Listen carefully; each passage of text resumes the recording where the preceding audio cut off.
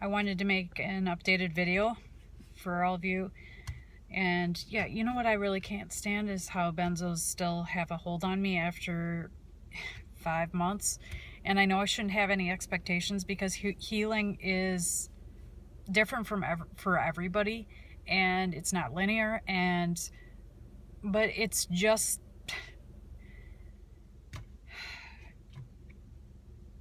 so hard at times. And this is one video that I wanted to make, and I really want to share with you guys more of a positive theme going forward. So this is just me basically trying to explain how things have been going lately. So on top of everything, I have a torn disc in my back, and so I've had to deal with that, like last week at the emergency room. And you know, the funny thing is that, okay, so I'm almost 5 months off of my lorazepam, and in the ER, they were going to just shoot me with some medication for my back, and one of the medications was diazepam, or commonly known as Valium. And I had asked them, I said, so what is that medication? Because they had like 3 different shots. And he said, well, one is Toradol. This is going to help your back, you know. And then the other one was hydrocodone, so that, you know, a narcotic. And then the last one was the Valium. And I looked at him and I said, absolutely not. I said I spent the last couple of years trying to get off of this stuff, to taper off, and I said I do not want to put that in my body again, because it can actually make things a lot worse once you get off of benzos. And I'm not sure if you guys are aware of that, but it can actually send your withdrawal into very bad places. So don't ever put my recommendation is, do not put a benzo back in your body ever again after you have tapered off completely. I mean, we've spent so long trying to get off of these things, and then to actually go back and screw with your GABA receptors and to try to do something that would ultimately mess up your withdrawal is just not a good place to be. So I told him, you know, that, and I asked him, well, what was the reason why you were going to give me Valium? And he said, for muscle spasms, for your back, that'll help you.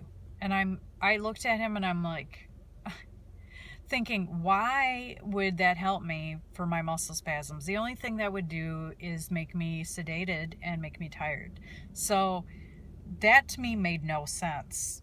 Okay, so whatever. And I'm like, you know, it said that on my paperwork too, and I'm just like, this is a new thing. I've never heard it, that you can use benzos to treat muscle spasms. But anyway, that was my rant on that. And so I am just not doing well this week. Last week I was in bed most of the time just because my back was in a lot of pain. So I think a lot of my, funny to say, but a lot of my benzo withdrawal symptoms were kind of muted by my back pain, because my back pain was a big distraction.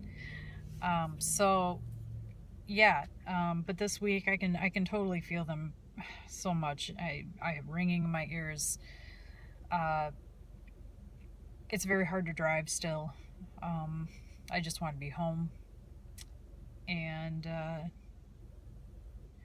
I don't think I really have any agoraphobia really, but it's just I don't feel comfortable driving, because it makes me feel really, really bad to get into a car and go onto the highway, and it's almost an inner ear thing that's going on when I get to the higher speeds, and the vibrations in my ears cause me to feel like motion sickness and dizzy.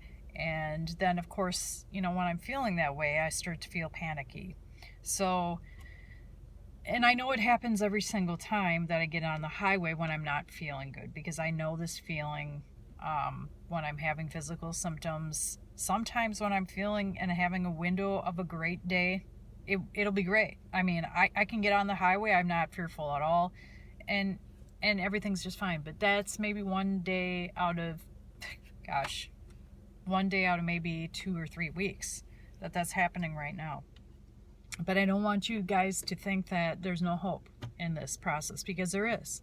There are a lot of things that have been getting better. I wasn't able to drive at all really before without problems.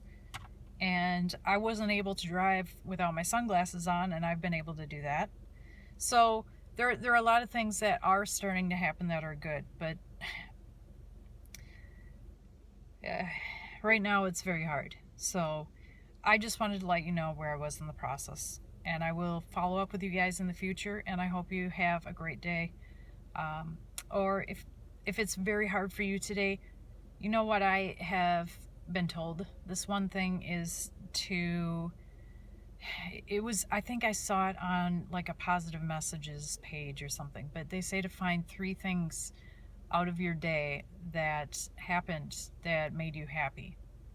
So I ask you guys to do that too, is just to find 3 things out of your day. Either journal it, so write it down somewhere, or just think about those things at the end of the day before you go to bed, and just focus on that moment. And it really does make a world of difference. I've been doing it, and my friend and I are holding each other accountable for our days now.